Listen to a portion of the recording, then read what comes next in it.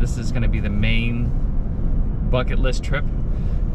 We've been talking about this species for 3 years, and you've been doing research on it for 4+ years. Yeah. And I heard about it from a book from like the 1970s from New Hampshire Fishing Game saying Artic Charr Sunapee Trout were extinct in New Hampshire. But I've also watched stuff about them being in Maine from Tight Loops, who did a great job of explaining how ponds were reclaimed, and you guys can look at Tight Loops website on YouTube and find where they fished. They did a really great job. Now, I did not want this to be a work trip, which means I had to film the whole time and talk to the camera and all that stuff. I wanted it to be just a bucket list trip for me and for him, obviously. So I tried to do one bucket list trip a year. So last year we went to Lake Superior and caught 40-inch lake trout, which is just phenomenal. If you watch that video, you just search for Superior Giants. This one is more for just us. So this trip was planned for middle of September, and then it was canceled because my wife wasn't feeling well, because she's very pregnant right now. If you guys don't know that on the channel, this is the first time I'm announcing it. So I'll be, she's gonna be unpregnant mid-November, so my second child. And so pushing the limits of staying married and going on this trip go very hand in hand. So we had the trip planned, we canceled it because she wasn't feeling well, and then we planned another trip for the end of the month of September when the season closes. And so these Artic Charr actually turn like street cone orange. They match the fall foliage like to the T. They're beautiful. So this is a 2-part bucket list. We wanted to catch two different species, or I did. 3 actually. 4 actually. Yeah. We were trying to catch 4 bucket list fish. So he's done research over the last 4 years, and there's very little information out there on what these fish like, what these fish eat, what they act like, whether they like flies or whether they like jig or cast it, like no information at all. So we kind of just full send. It was winging it to the max. We were winging it to the max. And I've been guiding a bunch and working a bunch and doing consulting work, which I still do. And I had the pack on Wednesday. So I finally asked my wife, I said, hey, the weather looks good. Let's cancel we were supposed to go to a lake trout lake the very last day of the season. And I said, hey, those fish are going to be a giant pain in the butt. We're going to drive a lot of hours to go up there, and they're going to be a pain in the butt. Which someone who just fished there said they were the exact same thing, as it wasn't even worth going. Like, we confirmed that. Yep.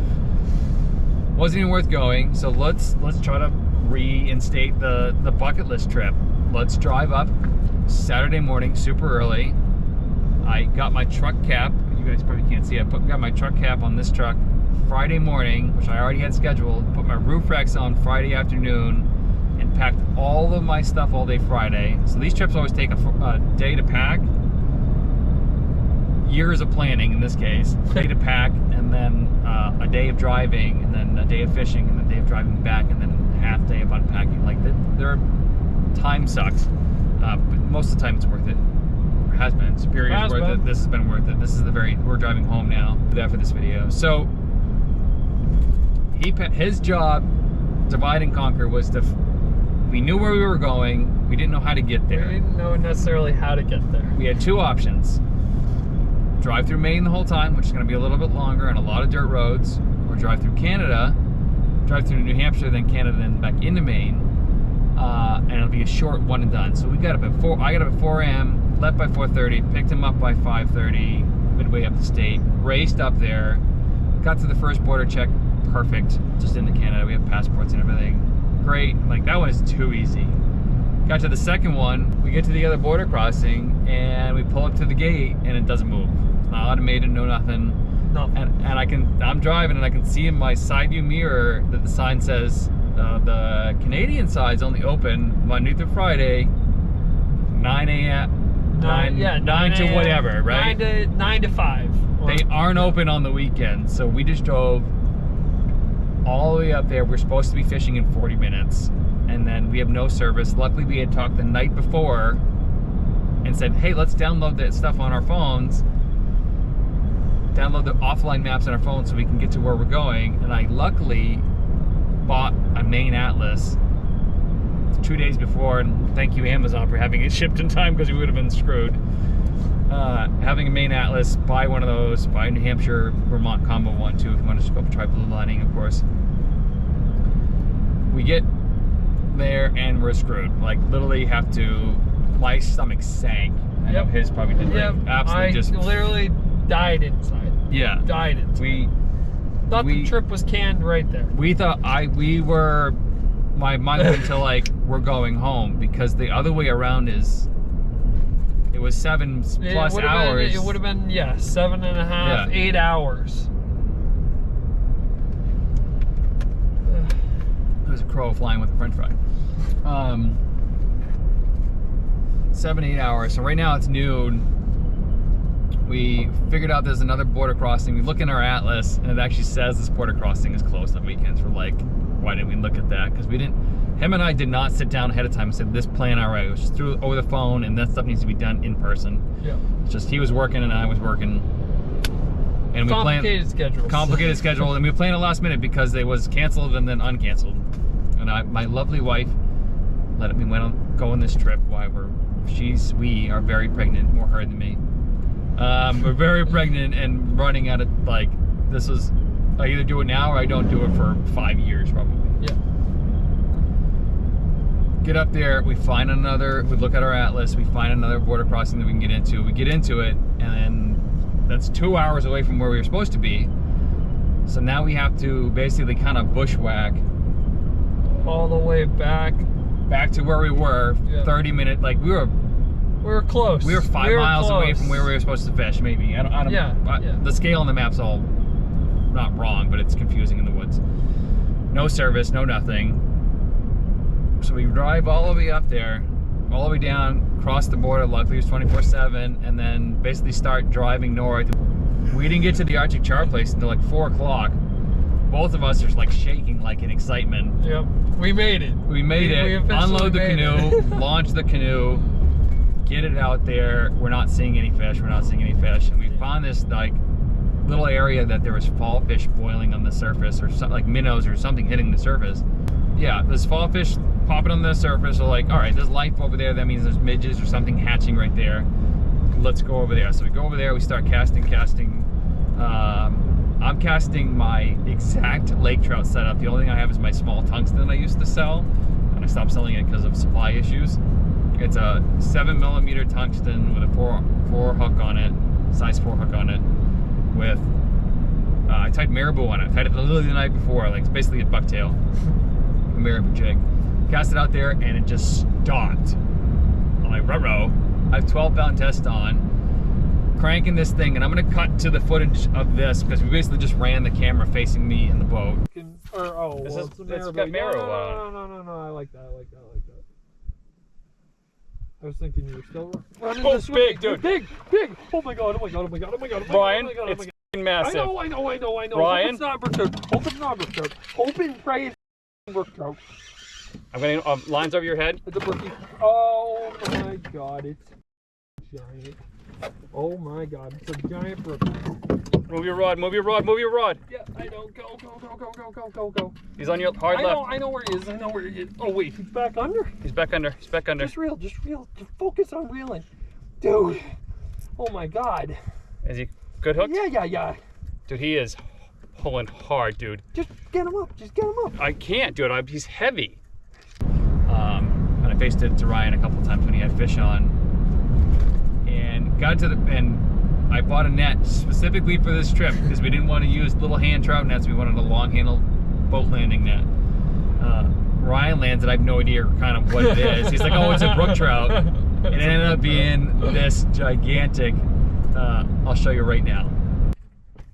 The front of that boat is Kevlar, dude. It'll just shear right off. Yep. All right, are you ready? Yes! Oh my god! Goodness gracious! When you can tail a brook trout. Yeah. All right. So do you want me a just video? Take a bunch. Right? Yeah. No photos. Okay. Just a brookie. So that's now my new PB. Brian starts crying, by the way. There's like tears going down his face, just like ridiculous. Yeah, okay, sure. Giant brook trout, 20-inch brook trout. Not my new. That was a wild brook trout. That's not a stocked fish. That has been in there. It's I don't know how many years old. Entire life. Entire life, just massive. Was bulldogging me on a like I had 12-pound test on it. I was worried. I don't think it was gonna break the 12-pound, but it's just a nerve. The nerves. It was just a nerve-wracking fish for the first fish. Like literally hooked up 3 casts in. Land that, take pictures. Awesome fish. Showed again. Just PB. Released that fish. Ryan cast out the little spoon. It hooks up with something. It flops off. We're not sure if it was a char or a creek chub, fall fish. And then soon he catches his first Arctic char and lost it. I lost it. Lost it. Freaks out. Finally catches one, lands one, and I'll show you the picture. There's 2 of them all over it. Okay, fish. Yeah, okay, fish. Blue back. Blue back. Blue back. Blue back. Over here. Over here. Over here. Over here. Yeah. Ryan just caught a blueback, guys. Oh, and it's a nice one. It's a nice one. There's another one underneath them. Take or here. Give me that. Give me that. Give me that. Yep. Oh. It's a char. It's a char. It's a char. Dude, get him in the net. Get him in the net. Get him in the net.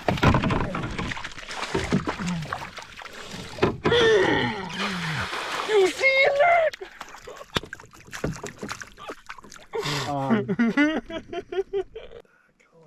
Ryan's first Arctic Charr. Got him? You want that better? Yes. Good? Yes. Pictures of that right now. Just absolutely gorgeous. Red belly. Like, they don't get super big in this area. There's just not a ton of food. And these are landlocked Arctic Charr. Now there's Arctic Charr that run out to the ocean. Those ones get huge. Much bigger. Yeah, and if you ever see Arctic Charr, it's usually like Alaska or like northern Canada that has actual sea-run Arctic Charr. These ones are feeding on zooplankton, and midge hatches and stuff like that, bugs. Really small stuff. Really small stuff. So they're kind of like, but the colors are gorgeous. Like they literally match the surrounding fall colors, which is why we wanted to go at the very end of the season. So they're basically staged to pre-spawn, or we think. Yeah. And we got there at 4:30. We were off the water by 6. We caught a bunch more, saw a bunch more. Absolutely just phenomenal. I caught my first one. I'll show you the footage of that one right now. I don't know how big it was. Probably not that big. And I just wanted to catch one.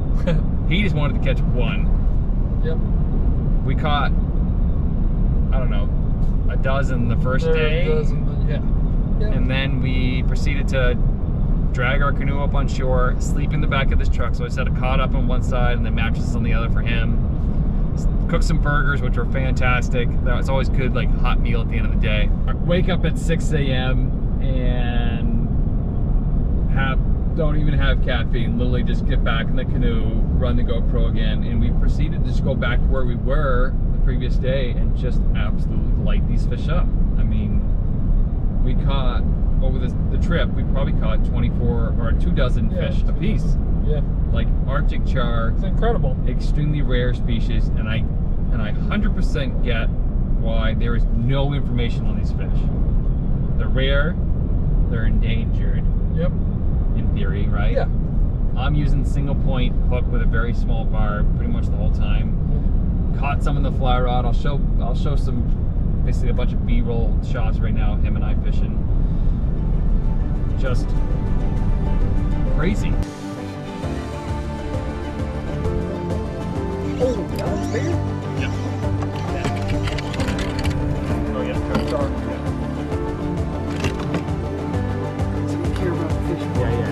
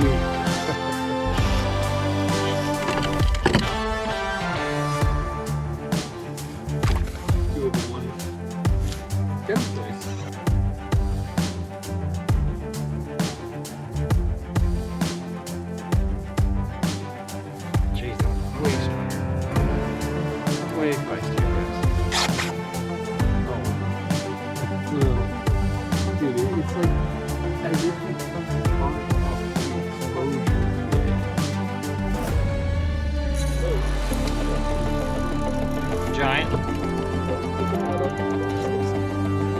Those colors. Awesome. Dude, jeez, these guys are all muscle.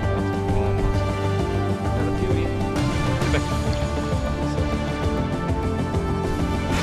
biggest Charr, guys. 14.5. Yeah. I mean, so biggest one is this one right here, 14.5 for me. He got a 14. Just absolutely nuts. So we left that area at around noon, and then proceeded to drive a while after catching a couple. Like, it got ridiculous. They were all around the same size. We did catch some smaller ones. We found some smaller ones that must have been schooled up together, just small ones, size classes usually school together.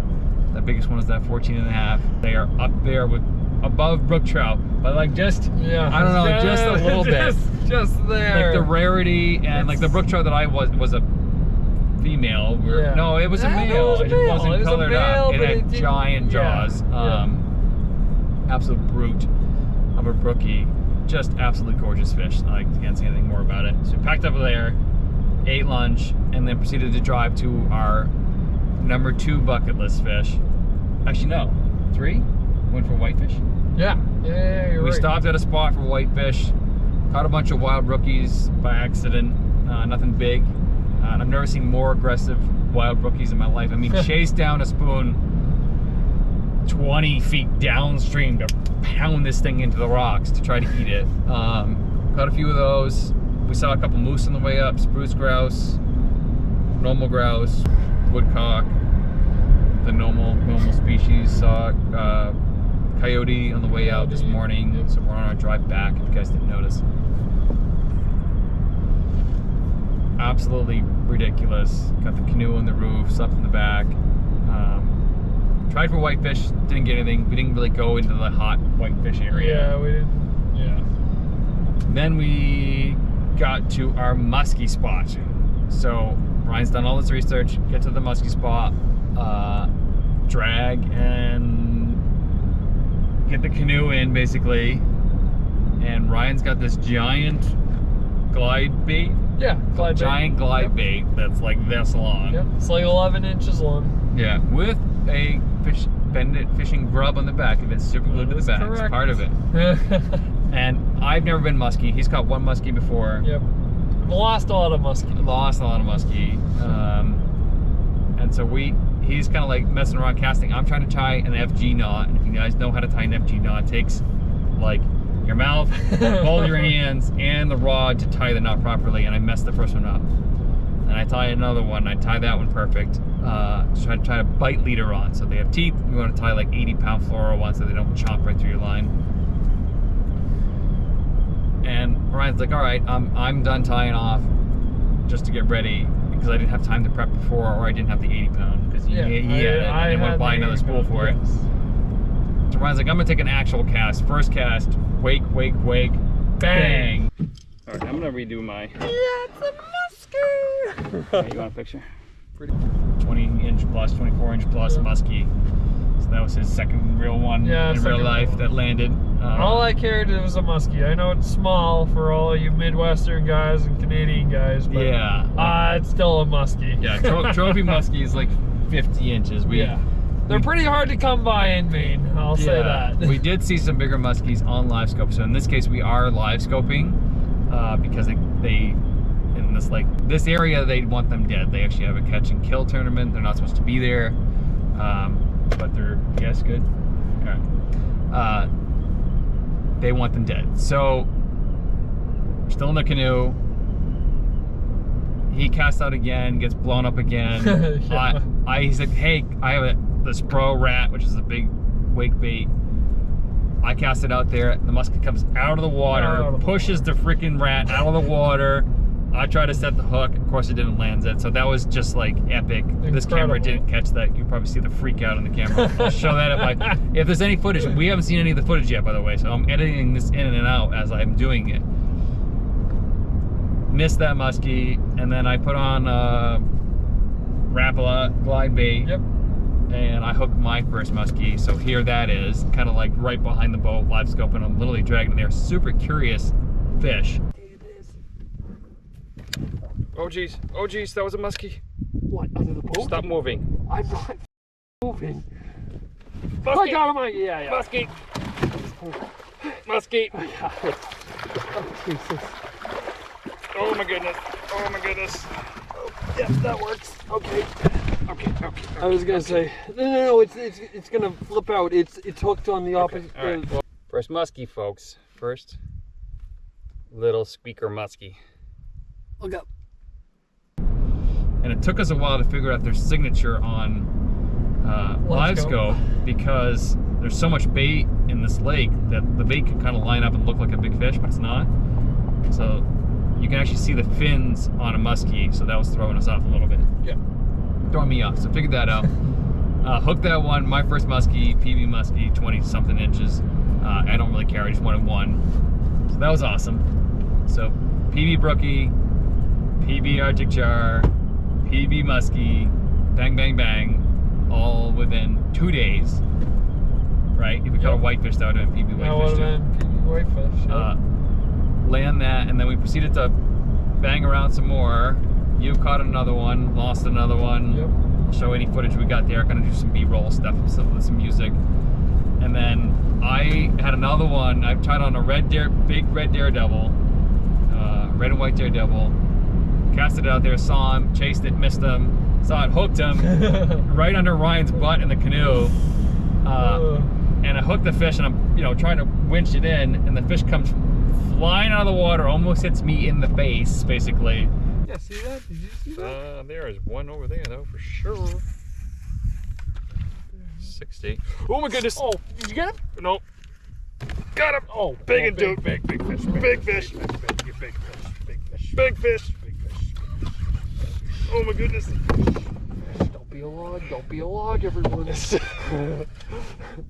Big fish, just let him take it if he wants it. Yeah, I was just gonna say that. popped the spoon right on his freaking head. Oh my god! I hope the camera just caught that. I've never seen one do that. That was so sick. And then lands behind me and spits the hook at the same time. So I lost my second muskie, and that was it. We had a couple. I had one more follow that I could see with polarized glasses, and it was overcast the whole time pretty much. It just kind of sucked. Yeah. For that. I lost one more right next to the canoe. I couldn't be too angry though, because I watched it track down the glide bait, absolutely smoke it, had it on for about 15 seconds, and then I came off, and I was like, well, I got what I needed out of that. Yeah. We saw more muskies than we thought we were going to see. Yeah, absolutely. And we also saw that it's just, they're rising just where they should be. Are they actually? Oh, yeah. No kidding. Rises all over the place. We saw way more muskie than we thought there should be, which was awesome. So pretty cool place. Saw some bigger ones on screen as well. And if you ever want to get a live scope in your canoe, you should do it. Very cool. So pack up out of there, and now we have a decision to make. Do we sleep in the truck right there and try for muskie in the morning, or do we try to get out of where we are with the stupid border crossings? And we couldn't go down the long way because his truck is halfway up the state, so it would be like a 9-hour drive to get back around. So we're like, all right, let's get as close to a border that we can. And so we did. We got close to the border. We ended up going over some bad bridge crossings the day before that literally said bridge is out. Bridge is closed. We actually, like, the wood from the bridge was in the river. We actually went underneath the bridge, grabbed some of the wood, rebuilt part of the bridge to drive across it one time. And we're like, oh, we're good. And then we had to do it again to a different bridge. And then we had a huge washout. And then we're driving, that was on Saturday. Yep. And then on this, last night, we had bridges that were completely gone, so we would drive all the way out washouts.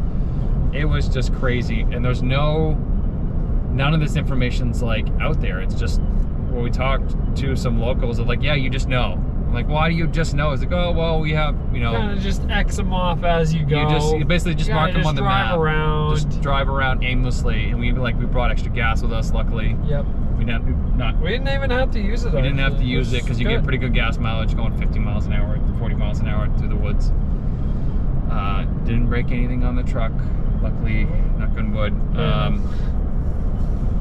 Yeah, and just got to the border crossing to get out this morning, and there was no Canadian customs. So we literally drove into Canada illegally, which if you guys want to report me, go right ahead, they already know. So we drove into Canada illegally this morning trying to get out. Drove out, and we're like, there is no customs here. And we drove back into the US, and we're like, hey, does the US have a customs here? They're like, no. Canada doesn't have a customs. You have to have a special pass to come in this way. Like, oh, what the heck? And they figured out that we were lost. Figured out, it's like, you guys lost? We're like, yeah. I says, yeah, it happens every once in a while. Says, someone will call me in a couple hours saying there was a black truck that came across the border. Where did they go? And so they got my plate, they got all of my information, so they're not gonna look for me. So we had to go backtrack back another hour and a half. Yeah, roughly. And then basically back the way we came in. So the moral of like the road story is listen to Josh. Listen to Josh. Stay in the United States. Yep, stay in the US. Right. And go in the same way you came. Go in and go out the same way. Don't try to explore. Don't try and find shortcuts. Every time we try to take a shortcut, we got screwed. They don't work. Either dead end, road washouts. If it looked like it was good, beaver bog. I mean, absolutely ridiculous. But we did see some cool area. We learned a lot of things, made a lot of mistakes. But 3 PBs from me. Is that your biggest muskie or no? The other one? No. Yeah. Second biggest muskie for him. PB Artic Charr for him. PB Artic Charr. Yeah. Artic Charr were amazing. Absolutely ridiculous. And then on the way home here, we stopped at another lake to try for a 30-inch lake trout, which I'm still trying to get, you guys know, for New Hampshire, to see if I could catch one on their spawning spot. And we did not find that spot, so we didn't find any lake trout at all. Nope. And now we're on our way home. And so now we're basically driving back, reminiscing and luckily talking about it through the video and getting to share some of this stuff with the public. And the goal of this video is to document my personal best and our bucket list species, and not burn the spot that we fished, not, you know, put more pressure on these really fragile species. We don't care about the muskie that much. Yeah, the muskie aren't the big dilemma, I guess, if you want to call it that. Yeah, there's the plenty char of... are worth protecting. That's the char are worth protecting. So please do not ask in the comments where we were fishing. I'm not a guide in Maine, so I can't even guide you anywhere up there at all. Nor would it be worth my time. It'd have to be really expensive. It'd be a lot of hours to guide someone up in Maine for a lot of stuff. But there's plenty of places up there that could do this stuff for you. Just gotta pay. Support the local businesses. Support the local businesses. We basically went in blind with no planning at all, and kind of got. I want to look me in the eye right now. No wind for 2 days straight. Dude, it was. I mean, none. You couldn't ask for better, even though it was supposed to be like 8 or 9 mile an hour winds on Saturday. We showed up, glass. We had glass on both areas that we fished. Yep. In a remote area with a canoe. Normally it's blowing 1,000. And then it was on the weekend, mind you. Normally I fish during the week and it's usually calmer. Weekends are usually blowing a bunch and crappy. And we had perfect weather, no rain, cold at night, which is how both of us like to sleep. Yep. Beautiful stars, saw the moose, saw spruce grouse, and grouse. I don't know if I already said that, but we kind of redid this video twice, so this is the second time. Second watch through. Yeah, just absolutely ridiculous. We're both exhausted. We didn't sleep the first night. No. Really just anxious to go out and try for more char. I was happy with them that I caught the brookie, and the thing is if we had made it up there the first day at noon, we could have done brookie Artic Charr, and Muskie in the same day, and then drove back down Sunday and got stuck at another. If we really wanted to try, if we were really stupid, if we were really ambitious and wanted to pull a 17-hour stunt, you could do it.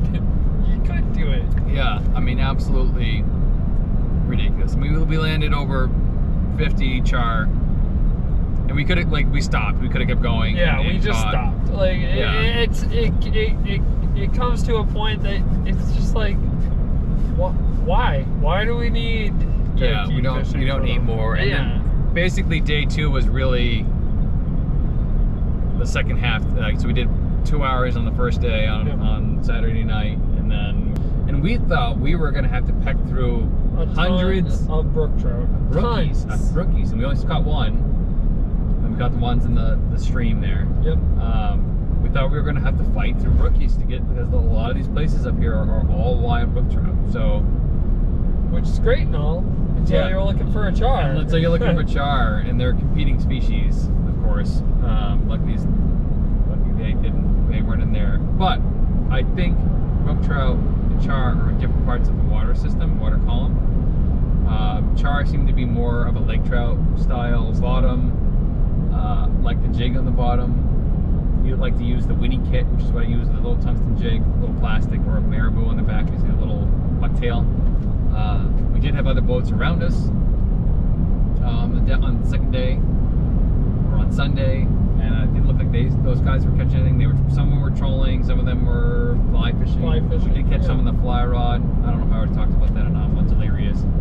Commend you, fly fishermen. Anyone that catches one on a fly rod, I commend you for doing it. Yeah, I'd love to do how to fly fish for Artic Charr video, but it would be burning too much information. So some stuff like this, this is the way that I'm going to release the video, and hopefully you guys like it. If you guys want to support the channel, go to bendandfish.com and buy something. I got stickers. I'm going to have some other merch for sale soon. Yeah, please don't. If you want to know more about Artic Charr, call Maine Fish and Game, call some of the guides.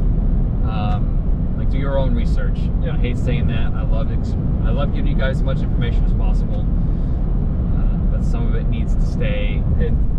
Yeah, stay hidden, and there's a lot of information that gets passed around, right or wrong. And I've had information that I've told people, and it come back to me in a different way. I'm like, I'm the only one that's fished that area with the tech that I have. And it's just, so we're just trying to keep it ourselves. And it ended up being a really good weekend. Yep.